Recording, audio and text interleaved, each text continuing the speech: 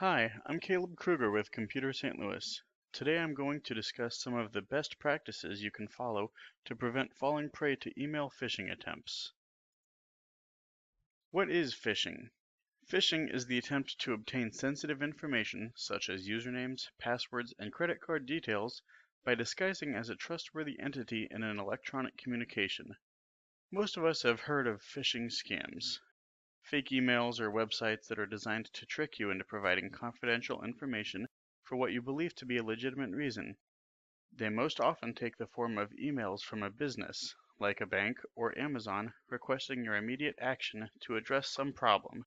You are asked to follow a link or open an attachment and provide some kind of personal info, like your username and password, bank account number, or credit card number. Over the last few years, a specific type of phishing, called spear phishing, has become an increasingly large threat facing businesses. Basically, spear phishing is a much more targeted attack in which the cybercriminal sends a message to you that appears to be from a trusted contact or business. These emails may include accurate contact information, email signatures, or company logos in an attempt to trick you into letting down your defenses and responding to their request. These emails often contain similar requests as other phishing emails, such as directing you to a website to enter account info, or asking you to open an attachment like a business contract to review. On many occasions, the email includes a request to perform a wire transfer or provide credit card or other payment information. The number one best practice you can follow is to have a healthy skepticism about email communications. The main point is, you shouldn't automatically trust any email message. Don't let the presence of familiar personal information in a message, or the apparent source of the message, lull you into a false sense of security. Using some of these questions, like, "Am I expecting this message?" can help you evaluate if the email seems suspicious. The next best practice you can follow is to carefully review the sender information on the email. The sender name may look legitimate, but if you look at the sender's email address, it can often be an indicator that the email is fraudulent. Sometimes the cybercriminal will spoof the sender's email address, creating an email address that is nearly identical, except for one or two characters. This is much harder to detect. It is always a good idea to confirm that the request is valid by calling the individual or company before responding. Even if the sender's email address is 100% correct, it is possible their account has been hacked and your information can still be sent to criminals. In general, it is a good idea to be extra suspicious of emails that relate to current events. For example, emails with links to photos of tornado destruction, up-to-the-minute coverage of sporting events, or the celebrity scandal of the moment are very likely to be links to malicious websites. If you feel the urge to look at photos like this, look for them on reputable sites like CNN.com or other news sites. One of the biggest traps present in most phishing scams is an urgent call to action. Informing you of an urgent problem and needing your timely action cranks up your stress response to a situation and makes you more likely to respond without thinking. Criminals know this and leverage this technique heavily in their scams. Often, these email messages will have a link to a website or a number to call in case you have any questions, but they most likely direct to the criminal so they can try to answer your questions and still get your info.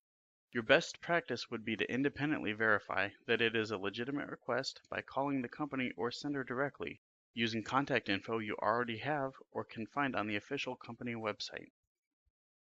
Be careful what information you are sharing online on social media sites. This practical security habit applies to more than just avoiding phishing attempts and can help reduce your exposure to risk. It is important to remember that criminals have Facebook too. Anything you post can potentially be seen by third parties and used to make emails sound more familiar. It is also a good habit to be in because many of the traditional security questions at banks and other websites are things like first car or mother's maiden name, both of which can potentially be learned online with a little bit of effort. The last best practice to follow is to examine URLs in emails to see if they actually point to where you expect them to go. It's easy to spoof the text of a hyperlink. To see where that link is really going to take you, hover over the URL without clicking it to see the real address. If that address looks unfamiliar or suspicious, don't click it. Here is an example of a phishing email I received. The scammer tried to make me believe that my Amazon account had been hacked and a purchase had been placed for a $3,400 laptop. This is certainly a problem I would want to take care of immediately.